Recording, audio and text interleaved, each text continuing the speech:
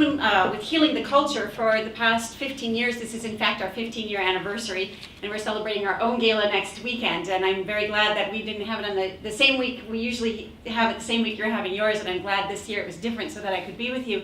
And I'm grateful, Natalie, for what you're doing in the pro-life movement. I met Natalie 16 years ago, and I think you'd heard a talk from Father Spitzer about his Life Principles curriculum, and she caught the wave of what he was trying to do and decided to bring a lot of the work that he had done in the States here to Canada, because she saw the relevancy of it and the importance of his work.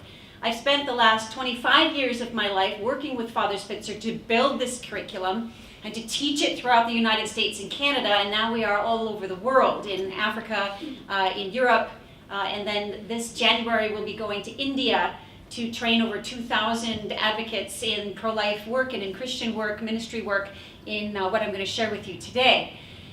In the same way that there's been an infection of truth in the sciences, there's also been an infection against the truth in philosophy. And these two realities go hand in hand, not only for human beings to discover the nature of what is real, but also for causes such as ours in the pro-life movement. What I mean by this is that if you can corrupt science, and if you can use science and abuse science for evil purposes, so that people use their ability to reason scientifically towards a bad end, you can also abuse people's philosophical understandings on the bigger questions of who they are and why they are here for evil purposes.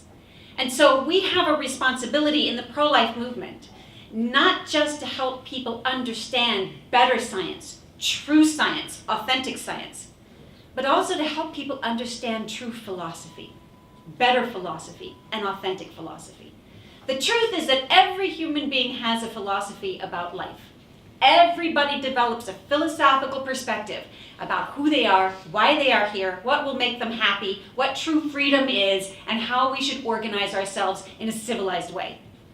The problem is that many people ascribe to a philosophy that is beneath them, that is unformed, ill-formed, and often deadly. And so the work of Healing the Culture, then, is to try to help people build up a new philosophical perspective on who they are and what makes life worth living. If I can, this is a picture of me when I gave birth to my oldest daughter, Juliet, who is 8 years old. My youngest daughter is Elizabeth. And my children now, at 5 and 8 years old, are learning philosophy. I'm making sure that they have a course in logic, which began this semester, and that they are learning about the philosophy of the human person and the philosophy of human rights early on, so that it becomes integrated into their natures. You are probably very well aware that in our schools today, particularly in our public schools, young people are being taught philosophy, but not in a formal way, in an informal way, and in a very insidious way. They are being taught that they are nothing more than atoms and molecules. They are being taught, as Dr. West has pointed out, that there's nothing special about being human, and they are in fact even being taught that there's no such thing as male and female, that they can be whatever they want to be, whenever they want, and it can change as fluidly as you change your underwear. The sad part about this is not just the effect that it's having on our culture. It's not just the effect that it's having on our movement and on other movements like ours, movements to provide for and protect the sacredness of marriage and the sacredness of sexuality and the sacredness and dignity of those who are disabled and terminally ill or otherwise vulnerable. The other violence that's being done is to the human heart. Today, we know that the vast majority of people walking around the streets are clinically depressed. We have the data to show this. Teachers that we evaluate after going through our program at Healing the Culture tell us that the majority of the students walking in their hallways are clinically depressed. And why is that? Because people don't know who they are or what they're living for. So the purpose of Healing the Culture is to build into the pro-life movement yet another aspect, another dimension of our work, to not just focus on science, but to also focus on philosophy, on who we are, why we are made, and to help people build a new perspective on human happiness. This is Viktor Frankl, and in the 1940s, Viktor Frankl was a German Jew, and he was a psychologist was sent to a German concentration camp in Dachau. And he observed people, because that was his nature, to observe. And what he found was that human beings in the concentration camps tended to divide themselves into two different kinds of people. There were those who defined their meaning, their purpose in life, in terms of something tangible or concrete or finite. And so they would hold on to their hope for survival. They would hold on to hope in terms of something physical, such as not getting sick, not being sent to the gas chambers, getting enough to eat, staying physically fit enough that they would be chosen for work the next day instead of being separated out, avoiding the blows of the guards. Even something maybe a little more long-term but still tangible, such as the Allies will liberate us by a certain date. The problem occurred when these people found that they were not liberated by a certain date, or when they would succumb to an illness or to an injury, or when they were finding that they were starving, or that they were getting close to no longer being useful in work. These people lost hope, and they literally died. They died because, he said, they lost hope. The other group of people were those who tended to define their sense of meaning and purpose in terms of something that was beyond themselves, beyond the physical, beyond the material, transcendental. They were people who identified meaning as love, their faith, hope in compassion, caring for other people who were worse off than they were, taking care or sacrificing what they had for others, such as giving their food or part of what they had to the others who were suffering. Even in things like forgiveness of the guards in the concentration camps who were harming them, reconciliation with others that they had been squabbling with or arguing with in the camps. And for many of them, again, their faith in God or something far beyond themselves. These are the people who, by the end of the war, had survived the concentration camps in far greater numbers. And he wrote a book later called Man's Search for Meaning. You see him on the right side as an older man. The left side is when he was young and had been liberated from the concentration camp sometime later. He wrote a book called Man's Search for Meaning, in which he tells us meaning is everything. Meaning for human beings literally can make the difference between life and death. And the problem with our culture is that we are being taught in our schools, through media, through entertainment, through movies, through television, through music, the music industry, through the fashion industry, through the advertising industry, and sadly enough, even sometimes in our churches, that what makes life worth living is what you look like, what you can do, what you have versus what you don't have. And it is causing not just our young people, but our older people to have a malaise that we have not seen before, I think, in the history of the world. That people today have such a loss of sense of their unique dignity, of their unique intrinsic dignity, and we need to give it back to them. Because if people don't see the intrinsic goodness in their own personhood, if they can't see the image and likeness of God in themselves, they won't see the image and likeness of God in an unborn child, or a terminally ill person, or a disabled person, or someone who is elderly. It's our job to give back to human beings the language of who they are, so that they have a purpose and a reason for existence, not just for their own health, but again, also for culture. You may have studied Maslow's hierarchy of needs in school. You may remember this, how he talked about at the very beginning of your existence, you need food, water, shelter, the kinds of things biologically that allow for the sustenance of biological human life. But he talked about how our needs are, there's a hierarchy of needs. You have more than just a biological need. You have a need for safety, and above that, a need for love, and above that, a need for esteem, and finally what he called self-actualization. And what was important about this is that he noticed that until you satisfy the lower levels, you can't really get to it's hard to get to the higher levels, which is of course why Mother Teresa always said we have to tend to the needs of the person physically and biologically first before you can tend to their spiritual questions. They need to eat, they're hungry, they're cold, they're tired. Take care of those needs first, and then we talk to them about God. So you recognize that there's a hierarchy to these needs. There's a higher level, which is self-actualization, but you first have to provide for the basic needs. So what Father Spitzer did about 25 years ago was he created what he calls the 4 levels of happiness. And I want to share with this model with you today. It's a model we're using in schools, in churches, in colleges, in homeschools, in families, in institutes and organizations to teach people how to live for deeper levels which thereby it affects all kinds of other terms, which we'll get into in a moment. Father Spitzer identified what he calls 4 different levels of happiness, and he took it a little bit farther than what Maslow did. Maslow never really identified this sense of self-actualization. Well, what is that? What does that mean? Where do you find it?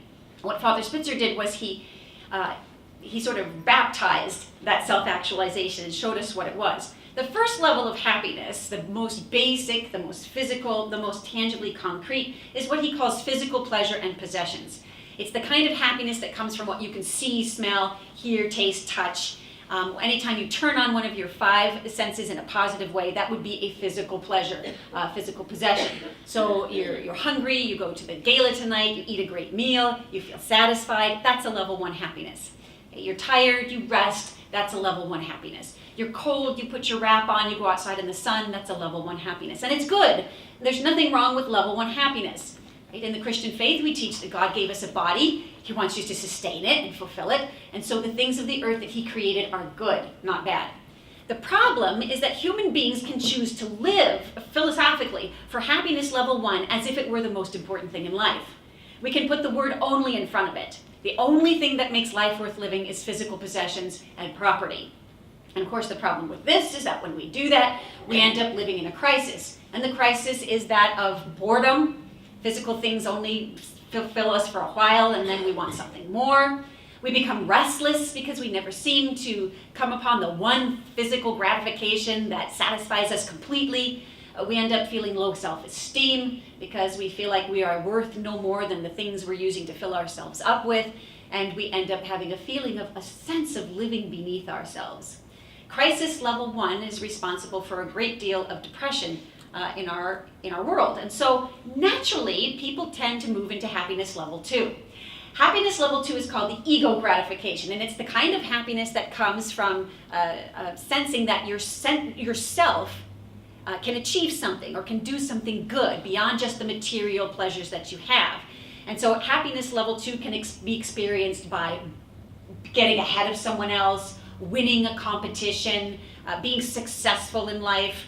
It could occur through popularity. You compare yourself to another person and you're better than they are at something. It can be achieved through or experienced through control or power. If you have more power than someone else has, or if you have other people under your control. It can occur through admiration and popularity, people liking you, wanting to be with you.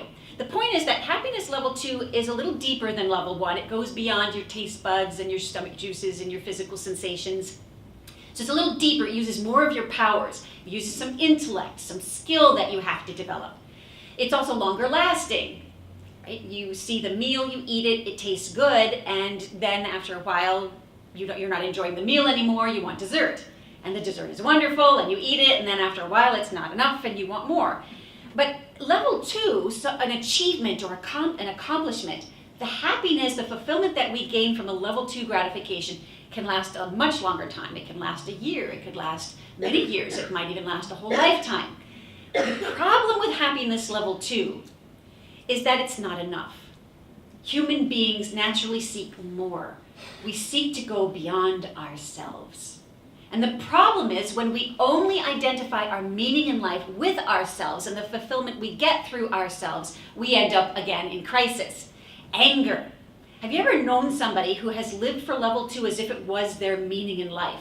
Being better than others, having more than other people, being more admired or more popular or more powerful or more in control, or always having to prove that they were better on the scale than someone else. Have you ever known someone like this? Or think about characters we see in movies or characters in books, right? I think Les Miserables with Javert and his constant quest to have to defeat Jean Valjean, right? For the sake of the competition, he always had to outsmart him and be better.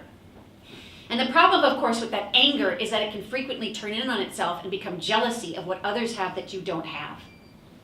And of course, that will then lead to contempt of other people because they have what you don't, or even contempt of people who are better than you are. Contempt of people who are lower than you are because you recognize their lives as having less meaning than your life has. And of course, there's aggression in this competition because it's not enough to plateau in level 2. I constantly have to do better than the other. and that will lead to anxiety, suspicion of other people, and eventually resentment. Not just resentment of you, but resentment of myself because I'm not where I think I need to be happy. And if I have faith, I may even have resentment of God, who after all created me this way. The problems with happiness level 1 and 2 is that they're all focused on the self, and the human being has a natural desire to move beyond itself into the good of the other. And level 1 and 2 don't do any of this. Now again, that's not to say level 1 and 2 are bad. We don't want to teach that because that would be wrong. Level 2 is an important part of human discovery. Right? We can't move into fields like science and discover things if there weren't that, kind of competitive edge to do better, to be the first to find the cure to cancer, right? This human drive to want to accomplish, to want to achieve, to want to discover. Right? That's the level 2 is good. There's nothing wrong with it. The problem comes when we live for it as an end in itself, and you'll see in a moment what this causes to us personally and culturally when we live for levels 1 and 2 as an end in itself, instead of as means to a greater end. What would be a greater end than happiness level 1? What would be a greater end than happiness level 2? Well, anything that would put level 1 and level 2 in their proper perspective and keep them well balanced and well ordered so that you don't encounter the crisis would, by nature, be a higher level, a directing level, a level you would want to use as a guiding impetus for the other 2 levels. And that would be what Father Spitzer calls happiness level 3, which is the good beyond the self. Happiness level 3 is a natural desire to make a difference, a positive difference with my life beyond myself to someone or something else. So maybe being involved in a good and just and righteous cause, or maybe helping to educate and teach children, or maybe loving my family, or perhaps it might be creating works of beauty in the world so that it can be inspiring to other people. Or maybe it might be in building a home where people feel welcome. Maybe a home in my house with my family, maybe a home in my community for those who are immigrants or those who are vulnerable or those who are on the outskirts or the margins of society, but in some way building a home. And in fact, 2,400 years ago, Aristotle identified these as the 5 transcendent desires of the human person. That all human beings desire truth, love, goodness, also known as justice, beauty, and what he called a being, or the one, what I would call home, right? A sense of being totally at home in the cosmos or in all of reality. Okay? Building a home where all people are unified and everyone has their place, and none of us feel alienated. Okay? Truth, love, goodness, beauty, and home. Human beings have this desire, and it cannot be identified through a microscope. There are no physical, biological, scientific parts to your desire for love, or your desire for truth, or your desire for justice, or beauty, or home. And yet we have that desire.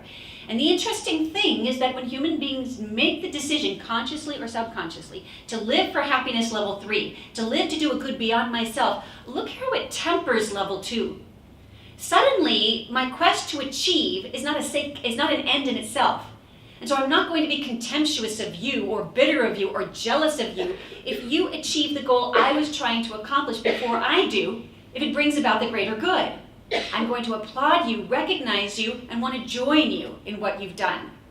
I'm no longer going to end up being selfish with my own possessions and my physical things. I'm going to want to give what I have to others and share to those who are less fortunate than I am in level 1. So happiness level 3 has a beautiful way of tempering level 1 and level 2 and putting them into their proper perspective. It doesn't mean that once I've decided or made the choice to live for level 3, I'll never find myself in the crisis of level 1 or level 2 anymore. We go up and down all the time. I know I do, and you probably do too, and that's called sin.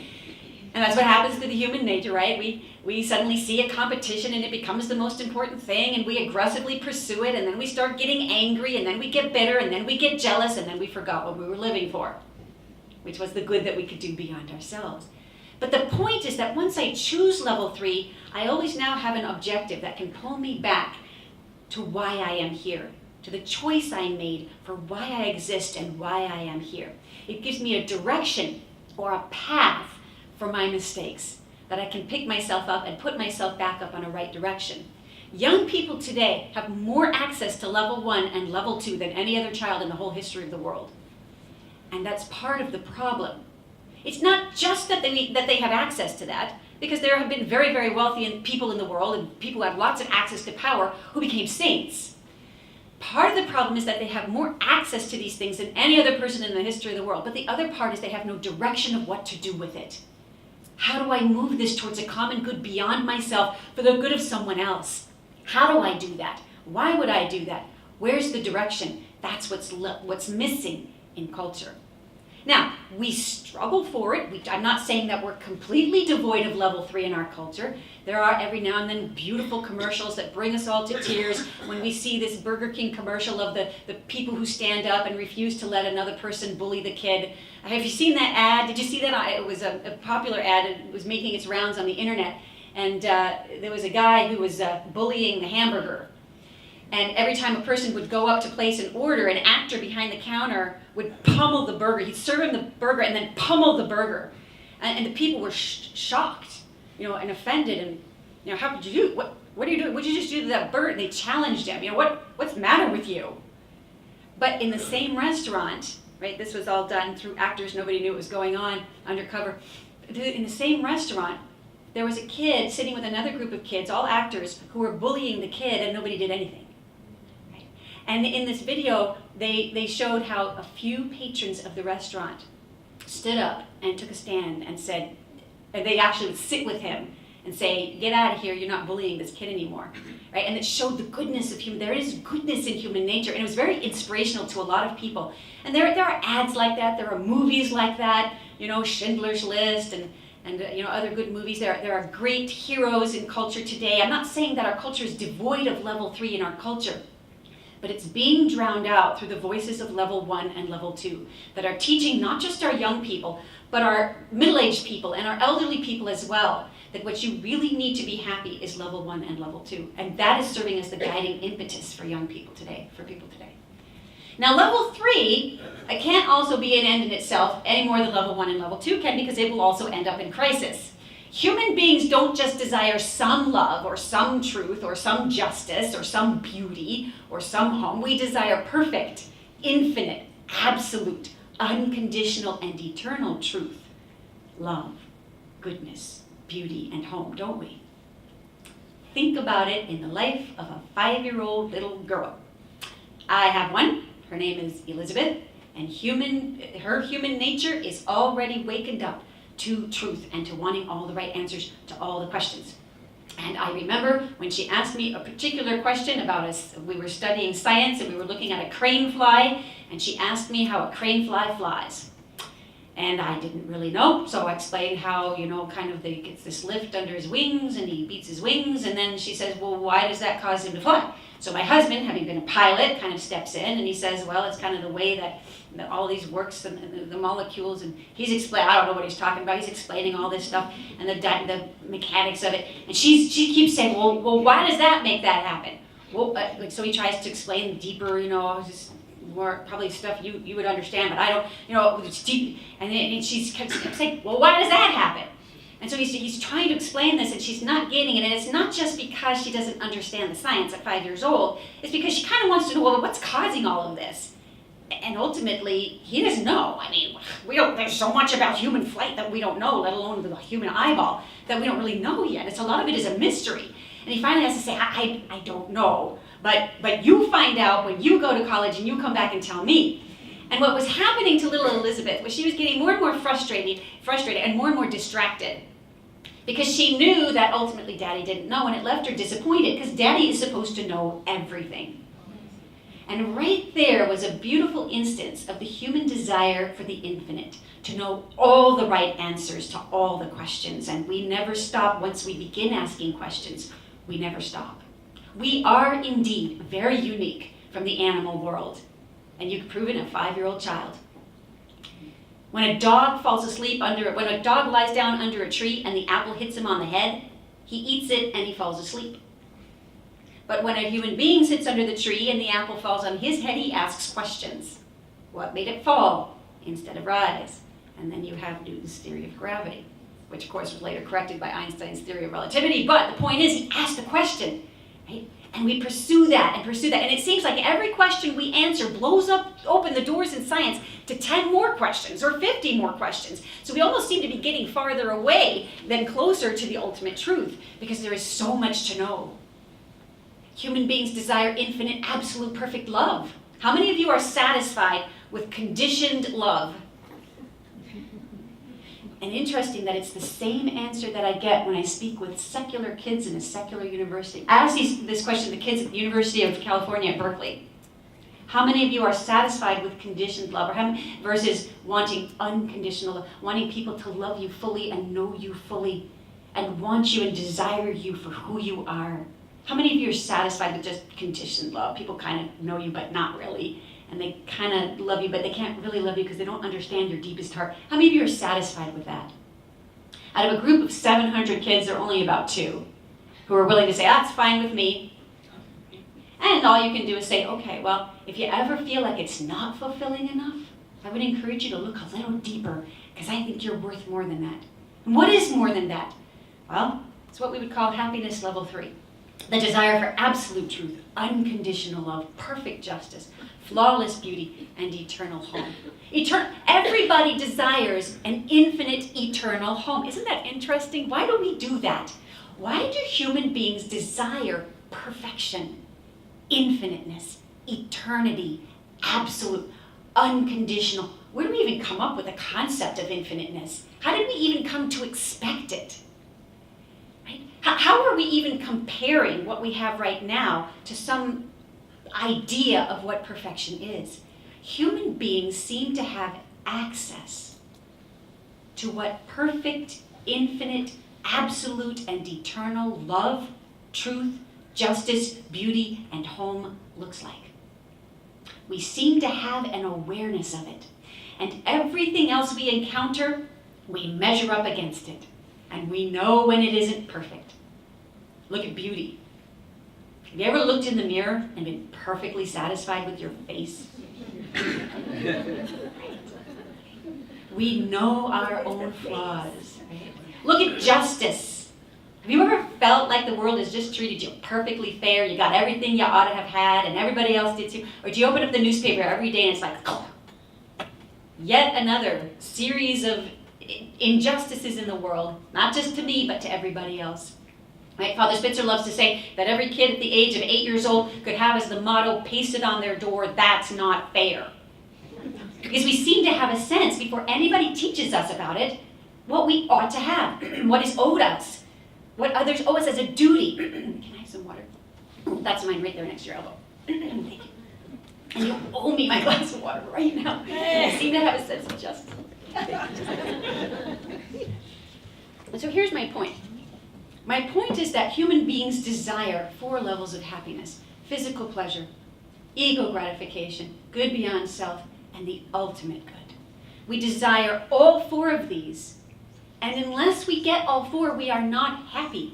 We are yearning for something more, and this is why so many people in our culture are depressed, because our culture is moving people into levels 1 and level 2 as if that were meaning in life, and it is forgetting about levels 3 and 4. Now, why do we care about, obviously you care about this as Christians, you care about this as human beings, you care about this as rational people, but why would we care about this for our movement, for the pro-life movement? Why does this matter for the pro-life movement? It matters because, as Viktor Frankl pointed out, meaning is everything. The way you define meaning and purpose in life is going to affect the way you define every other important cultural and personal term upon which we operate day by day. How do you define success? How do you define love? How do you define quality of life? How do you define freedom? What do you think the meaning of suffering is? What do you think a human person is? What do you think ethics are all about? What is a human right? What the heck is the common good anyway? All of the definitions of those terms will come, inevitably, from how you define your sense of meaning. Just as there are 4 different levels of happiness, there are 4 different levels of love, and 4 different levels of success, and quality of life, and love, and freedom, and all the rest. And our culture is stuck on a level 1 and level 2 interpretation of those words, which is affecting our movement and the way we perceive the unborn, the vulnerable, the elderly, the terminally ill, and those who are suffering. So I want to just go briefly through these terms, and I'm very happy to give my PowerPoint presentation to Natalie, but she has so many other resources that she's developed on her own on this. But if you'd like a copy of this PowerPoint presentation, you can just let Natalie know, and I'll give her a copy of it, and she can email it to you. I don't know if maybe you want to pass around a sheet of paper and let people jot down their email address, or if you already have them, if they would like a copy of the PowerPoint. But I just want to go through some of these briefly so you can see how this is affecting our movement. There are 4 different interpretations of success. Happiness level 1, the person would identify success as a physical advantage, having a physical advantage. I have some food and I'm eating it now. Okay, I'm free of sickness and disease. I don't have a debilitating injury. I have shelter. So I would see myself as successful to the extent that I have the physical advantages that I need in order to survive and feel good. Happiness level 2 would identify the successful life as more than that. That's not enough to be successful. Real success comes in having more than the other guy has, and having other people recognize that I have more than the other guy does, so that they admire me and I become popular, and through that admiration and popularity, I can control them and have power over them. Okay? That's success. But happiness level 3 would say, no, actually, success is more than that. Success is taking my power and my control and my skills and my better-thans and using them at the service of others. Because if I don't do that, I will be miserable and unhappy, and we will end up eating one another. True success is the extent to which I can give myself away. That's when my life is successful. When I have let go of my selfishness, I am more successful. When I have let go of my own fear of serving you because of what other people will think of me, that's when I'm more successful. And level 4 would say, yeah, that's pretty good, but success is even more than that. Success is letting go and surrendering all of yourself to infinite truth, love, goodness, beauty, and home itself. And trusting that that infinite source of goodness and love, truth, beauty, and home wants my good and will pour it all back into myself, that through my surrender of myself to infinite love, it will love me back and fill me up. It's a trust. It takes a leap to faith. So the level 4 person would say, real success is the ultimate advantage, when I have given all of myself up over to the Creator who is absolute love and fills me back up in turn and truly gives me my existence and my meaning. Now, why is this important to the pro-life movement? Have you ever heard this argument? A disabled person cannot be successful, and so abortion is a compassionate answer. Have you ever heard some kind of iteration of that argument? I did. I have many times, but once in the flesh when I was teaching at a high school, and it was a secular school, and the teacher allowed me to come in and speak about just the levels of happiness and how it affected my opinion on the abortion issue, and the next day she would have a speaker come from Planned Parenthood. And I went through the levels of happiness, and I talked about how important it was for us to see others through level 3 and level 4. And then I applied this to the abortion issues. And afterwards, during question and answers, one young student raised her hand and she said, well, I see what you're saying, and I understand what real love is, and I know that abortion is probably not a good thing, and I would agree with you, except when somebody's going to be born, in her words, handicapped, because that person would never have a chance to be really successful at life. And so it's not fair to that person. It isn't fair to that person if he can't be successful. So it's the more compassionate thing to do. Sitting in the back of the class was a young student with spina bifida in a wheelchair who was just kind of completely forgotten. But she did manage to raise her hand at that point. And it took her a while to say it, but she said it all depends on what you mean by success. And of course, the first student turned around and said, oh, Annika, I didn't mean you. And then Annika said, well, what did you mean? And it caused this wonder. I didn't have to say much at that point at all. It caused this wonderful dialogue about what do you really think success is, and why do you think that I can't be successful, more successful than you can, in your competitive academic environment that I can't keep up with, your athletic environment that I obviously can't keep up with, when I can get out of bed and recognize that your life has meaning and value, when you didn't recognize it in me. Who's really achieved more with their life? Who has achieved something that is more worthy of you? Soccer, is that more worthy of you than the recognition that the other person is intrinsically dignified because of her capacity to love, because of her desire for God? Really? Is that what makes life worth living? Curious. Quality of life. Happiness level 1. True quality of life comes from the ability to enjoy material things. Extrinsic worth means the worth comes from outside of me. My worth is judged by an outside extrinsic source. And so here's the belief that I have quality of life, or the good life comes from my ability to enjoy material things. Level 2, I enjoy the good life to the extent that I have the competitive advantage over you. Again, an extrinsic judgment, because it differs. Sometimes what I achieved last week doesn't matter to people anymore. Right? Oh, that was nice that you got the highest grade in class, but next year somebody else got a 4.2 instead of a 4.0, and so therefore they're even better than you are. You know, the bar changes. And so, again, it's extrinsic. It depends on what the bar, the standard is out there. But happiness level 3 says, no, the good life, I experience the good life to the extent that I give myself away in love. And level 4, I experience the good life to the extent that I allow God into my life to be the ruler over me. Right? The God of love, the God of infinite love, the God in Jesus Christ. That's where I experience the true good life, true quality of life comes from them. Now you can see how these definitions of quality of life have everything to do, not just with the abortion issue, right? This child will have a poor quality of life because she will be born to a poor family who is often sick. This child will not have a high quality of life because she will be born with a disability. This child will not have a high quality of life because she is being born under circumstances whereby she cannot have opportunities that others can have. Therefore, once again, the compassionate solution is abortion. Really, is that what quality of life is? Take a look at it at the end of life, right? This is the whole argument for assisted suicide.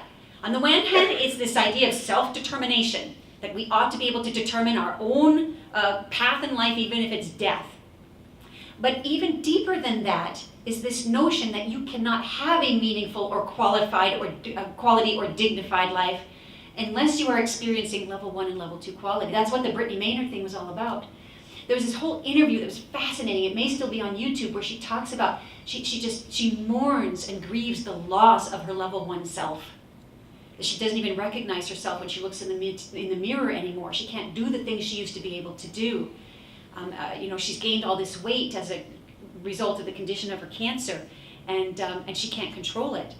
It was so tragic, because you could see this person who was identifying her quality of life in terms of level 1, and nobody around her in her support system was saying to her, Brittany, don't you know that that's not why we love you? Don't you know that that's not where meaning comes from? Come and spend 3 hours with me and let me talk with you and find out what's causing you to think that your meaning and your dignity, that your value and your worth, and that the good life comes from those things, because you have so much to give this world and we have so much to give you on levels 3 and 4. Nobody did that. What a tragedy to lose that life, because, we think she had the full menu of options in front of her. Now she could finally choose whatever she wanted, and she chose to die. She was self-determined. No, she wasn't. She didn't have the full menu in front of her.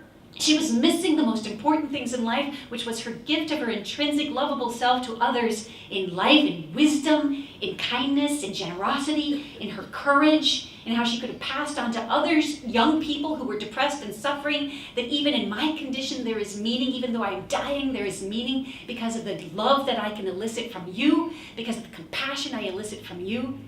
And all that was given up on. She didn't have the whole menu of choices and options. She was limited to this narrow perspective that meaning in life came from level 1 and level 2, and because of that it caused depression, and she chose death. This is why it's so important for our movement to teach these levels of meaning, because people are grasping onto a level 1 and level 2 perspective of life, which is literally killing us.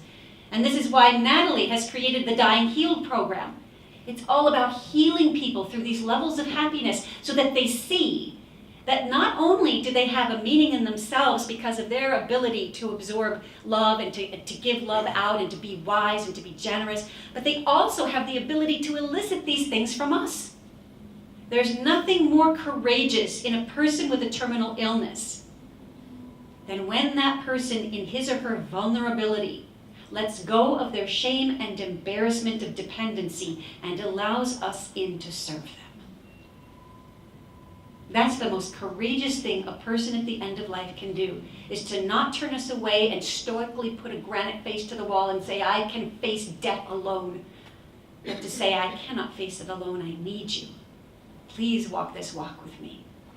It's through our relationships that we find true meaning in life. And take a look real briefly then at the 4 levels of love. Physical attraction and gratification, which leads to a view of sex as lust. Being admired and possessing the other, able to control the other, which leads to this view of sex as domination. Or level 3, the gift of self for the good of the other. That love is giving myself up for you as a self-surrender, as a sacrifice. And sex thereby becomes a sacrifice of myself to you and an acceptance of your sacrifice to me, this mutual giving. And then level 4, that love is seeing and advancing the transcendental ultimate good of the other. That true love is about wanting heaven for you, not just your earthly good. I'm not satisfied with that. I want your heavenly good, your eternal good. And so sex then becomes an invitation of God into that loving embrace and his dominion and power and authority over that loving embrace. Look at how 4 different interpretations of ethics, that good and evil are subjective, and if an action gets me ahead or gets me the physical advantage I want, it's good. If it doesn't, it's bad. Versus level 3 and 4, where good and evil are objective. Right? The human nature is objective.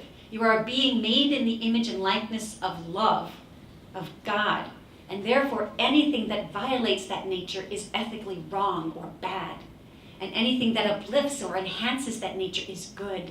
It has a reality outside of your opinion, outside of your subjective feelings or your whim of the moment. Take a look at freedom, level 1 and 2. Freedom is all about being free from constraints, getting rid of all of the traps that keep me from getting whatever I want. Laws of constraint, debilitation, and weakness make me unfree. So therefore, true freedom is having all options before me and allowing me to decide whatever I want, whenever I want, why ever I want it. Which is, of course, where abortion comes from, and euthanasia, and many other the social ills that we have. Whereby a person in level 3 and 4 will view freedom as freedom for. True freedom is not having all my options open all the time, because if you were a fish in a fishbowl and you had all your choices open all the time and that set you free, if you chose to jump out of the fishbowl, you would die. True freedom is living according to the constraints and rules that are necessary to truly fulfill my nature. A fish needs water. I require gift of self. I require love. I require relationship. I require something bigger than myself. So a person in level 3 or 4 would say, look, sometimes rules are important. They're necessary. They open the door to empathy. They open the door to love. They open the door to gift of self. And they close options that are bad for us. Here's my point. When a person embraces happiness level 3 and 4, they very quickly, and we observe this all the time in my ministry, they very quickly move through those levels, through those different categories. Their whole perception of success changes. Their entire understanding of freedom changes. Their whole view of quality of life changes, of love changes, suffering changes. Instead of suffering being something to either be grieved or controlled, suffering is something where we see that through our suffering, right, we can grow deeper in faith and in love and in compassion for others. So here's my first point. If we can move people into levels 3 and 4, we can have a whole different dialogue with them about the terms that are important to our movement. When they talk about quality of life and success and freedom, they mean very different things in the abortion and euthanasia movement than we do. And we will never take back these issues until we take back those terms. But here's another reason. It's not just because people will have different notions of success and quality of life, these personal words that affect us personally and deeply in our own feelings and opinions about what makes life worth living. It's because these levels of happiness will also either lead to or lead away from critical principles on which civilization is founded.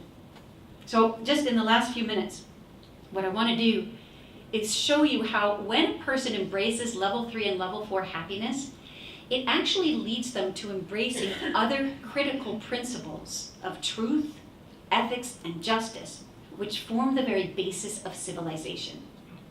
What I'm talking about here there are critical principles, and we'll go through 10 of the most basic fundamental principles that form civilization. Without these principles, civilization wouldn't even exist. You need these principles to have a civilization. What does that mean? A group of people living together towards a common, authentic good. Right? A group of people living together towards a common, authentic good. And that's a civilization. Not just a group of people living together, because if they're not living together towards a common, authentic good, then they may all be savages and, the survival of the fittest, and they're all killing each other, and it's anarchy, and that would be bad. But true civilization is when we are all living together towards the common, authentic good of what is really good for us as human beings. What is really good? Well, you've got to go through those levels of happiness to determine what is really good. If there's a crisis involved, it's not the highest good. You need to move up through those levels. Okay? There are 10 of these critical principles that are necessary for civilization itself, not just for our pro-life movement, not just for us to defeat abortion and euthanasia. We need these 10 principles in order to save civilization. Without them, without even one of these principles, our civilization would collapse. So let me go through them briefly. There's one fundamental principle of identity and culture, the principle that helps to form our own identities, who we are as human beings, and forms our culture, how we live and what we promote in our culture through music and art and entertainment, etc. Okay? It's one fundamental principle of identity. There are 3 fundamental principles of logic or ethics, what we call principles of reason. 3 principles of ethics and 3 principles of justice. Let me go through each one. The most fundamental principle of identity and culture, the principle upon which culture will be formed, is called the principle of beneficence. And it originated in Jesus. And prior to Jesus, there was what was known as what we call the silver rule. Do no harm. Don't harm others. Right? Don't hurt. And almost every major religious tradition has some formulation of the silver rule. Don't do unto others what you wouldn't have them do unto you. Don't hurt people. Don't kill the baby sparrow or the harm may come back to you.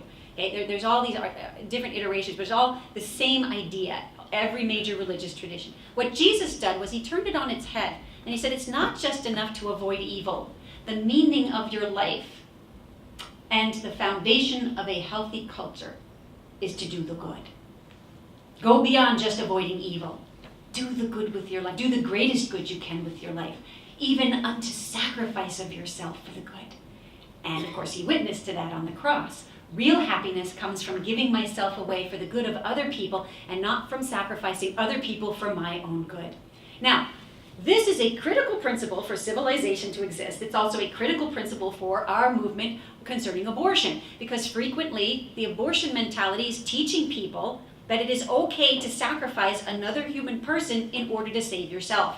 And in fact, in our debates today, when we debate against the abortionists, what they will no longer usually, sometimes they still do, but they will usually no longer claim that the unborn child is not a human being. Not on the academic level anyway. There's just too much evidence.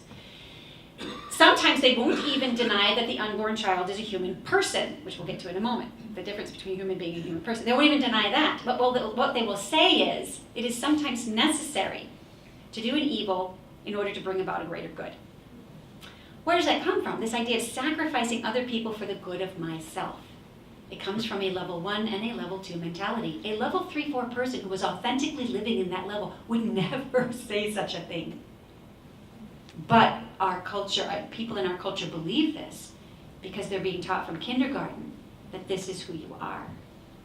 Now, the principle of beneficence will lead to the desire to be logical and rational, because once we decide that I want to do a good beyond myself, and that's where real happiness comes from, then I have to discover, well, what is the good? Well, what's good for people? Well, before I know that, I have to know, well, what are people? What is a human being? And who is a human being? Truth becomes important. Logic and reason and principles of logic in order to help me find the truth and discover the truth and not just make up the truth in order, according to what's most convenient for me, becomes important. And so we need 3 critical principles of logic. These are principles that were developed 2,400 years ago by the ancient Greeks and have been taught since until recently.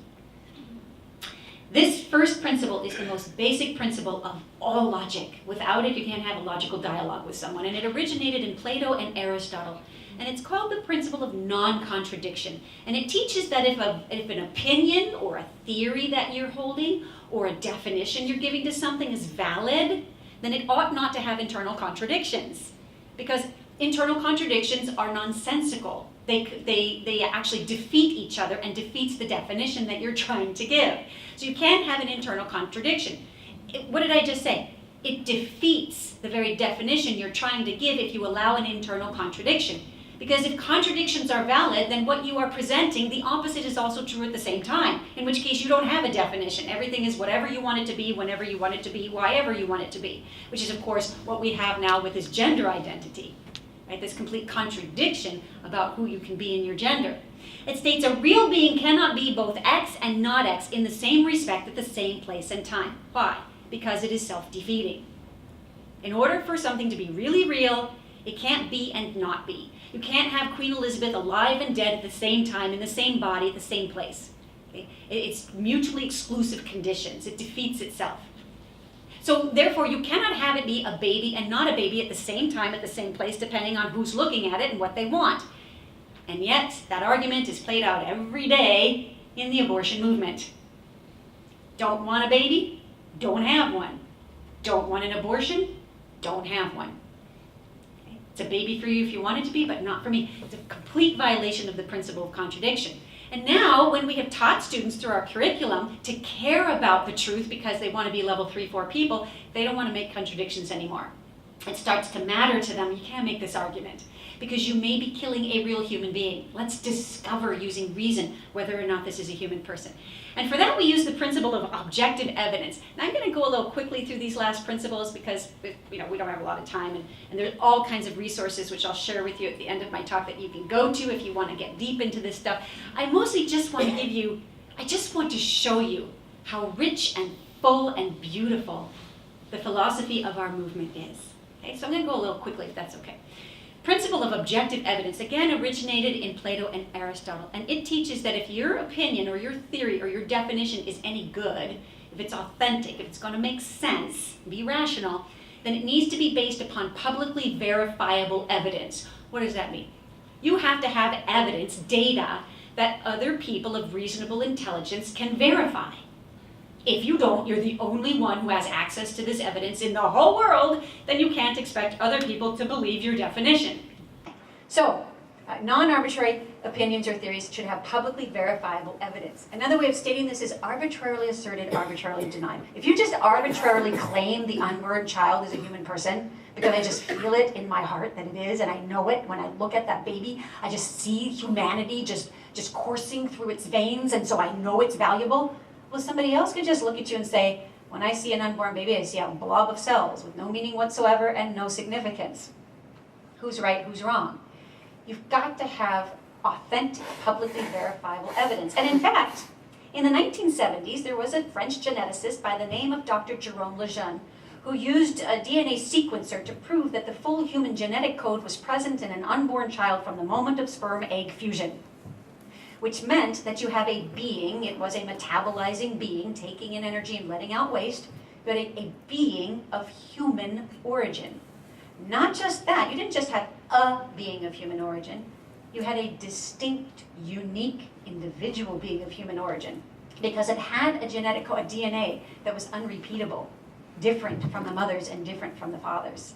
So therefore, biologically speaking, we have non-arbitrary, objective evidence that from the moment of sperm-egg fusion, you have a complete, individual, unique human being. Ah, says our opposition. Fine, but he's not a human person. Now, what do they mean by that? A human personhood is the term that we give to denote the moral worth and legal protectability of the human being. And so now what the movement has done is it has said, oh, you can be a human being, but not morally worth anything and not having any legal protectability. You could separate your personhood from your human being. Prior to this, if you were a human being, you were a human person, and you were protectable under the law. But in the United States, Roe versus Wade, and in your own lack of law, of a law on the subject, there is no, I just lost my train of thought. There's no personhood allotted to the unborn child, no moral worth, no legal protectability. You can separate personhood from the being of human origin. So what do? Well, there's the principle of complete explanation. This originated in Socrates, Plato, and Aristotle, and it claims that the best opinion or theory is the one that explains the most data. It just makes sense. And again, when students start to care about level 3 and 4, they want to be logical and they start to care about these principles. If it explains more data, then it must be more logical. Right? It must be a better definition.